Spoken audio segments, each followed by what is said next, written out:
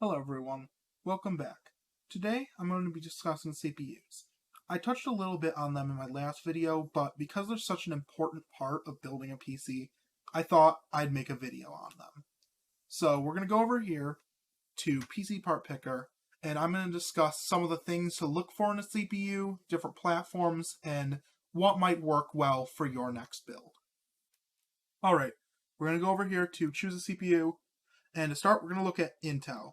So, Intel's current line of CPUs is the Core series. So, we're going to look here, we've got the Core i5-9600KF. I'm going to explain what that means.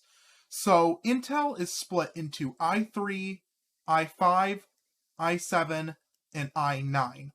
i3s, such as this 12100F here, this is your entry-level processors.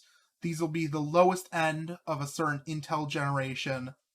Then, after you've got your i3s, which are the lower end, you've got your mid-level, which are your i5s. i5s are great for cheaper builds, even some higher end ones. They work quite well. i5s are very good. You can get great performance out of them. They work really well. Then you've got i7s.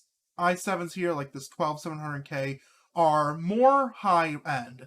You'll see these more, definitely higher-end systems. They're more powerful. They have a higher core count and thread count than an i5, and they're quite fast. And then, after you've got your i7, you've got i9. These are the top-of-the-line Intel processors. They're very fast, super good. i9s are some of the best processors you can get. So, after that, you'll see there's a number here. So this one, for example, is the 9600KF. So this 9, the number starting with 9, it is the 9th generation of Intel. So Intel is currently on their 12th generation, like here, the 12900K. But because the 12th series can be a little, it's a little more complicated with the 12th series. They're brand new. They've got a brand new socket type. I'd recommend if you're brand new, 12th gen's good, but I'd recommend going with possibly a 10th or 11th gen. 10th gen are very cheap right now. For example, I showed in my previous video the 10400 CPU.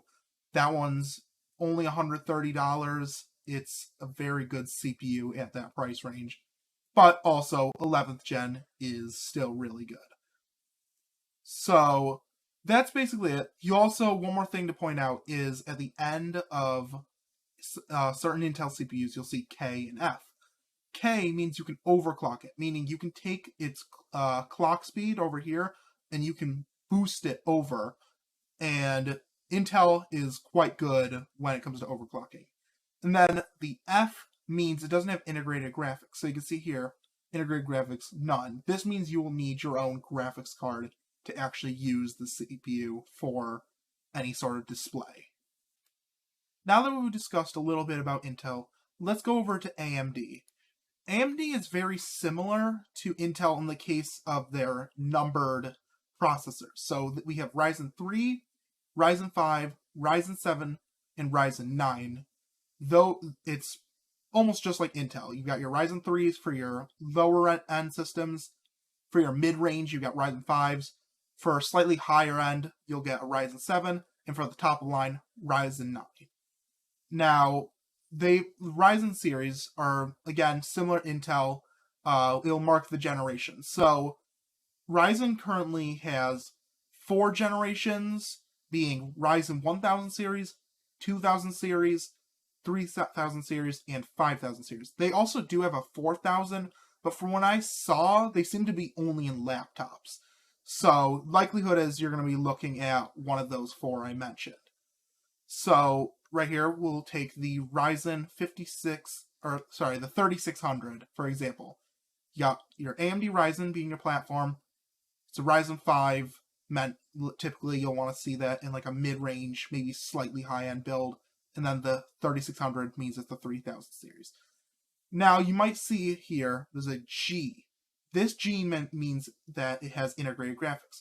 One thing Intel has over Ryzen for lower end, more office or work-oriented PCs is the fact that most of their processors include integrated graphics, where Ryzen, if you look, a lot of nuns.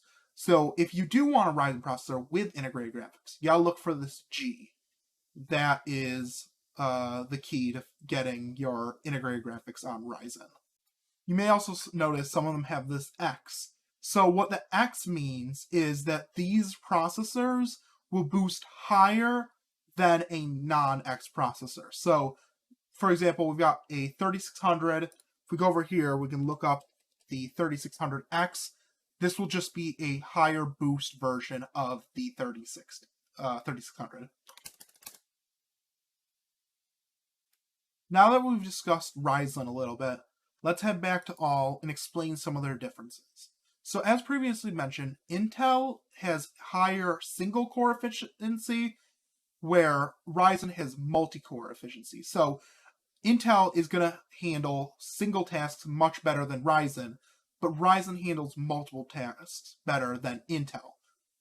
Another difference between them is overclocking. Well, Ryzen is pretty solid for overclocking. A lot of their processors have it compared to Intel's, which not as many have. Intel tends to have more headroom for overclocking. Overclocking is something I wouldn't recommend doing if you're brand new to PCs, but if you got some experience, overclocking can get more performance out of your processors. So when it comes to choosing which processor you want, it's really up to preference. If you're planning on not running multiple things at once, you want to have a PC that runs single tasks a lot better, then you might want to go with something like an Intel. Where something like streaming, where you're running a lot of things at once, Ryzen might be good for you. It's really up to preference. It's good to look, see what you need, and choose. If you're doing a low-end system, you might want to go with a Ryzen 3 or an i3. Lots of systems, I'd say, if you're building a gaming PC at a more mid-level or slightly high level, i5, i7s if you're higher end, and of course, if you're building a top-of-the-line system, Ryzen 9 or Intel Core i9. So that is a basic rundown of choosing a processor for your new gaming PC. Thank you so much for watching, hope you enjoyed, and I'll see you in the next video.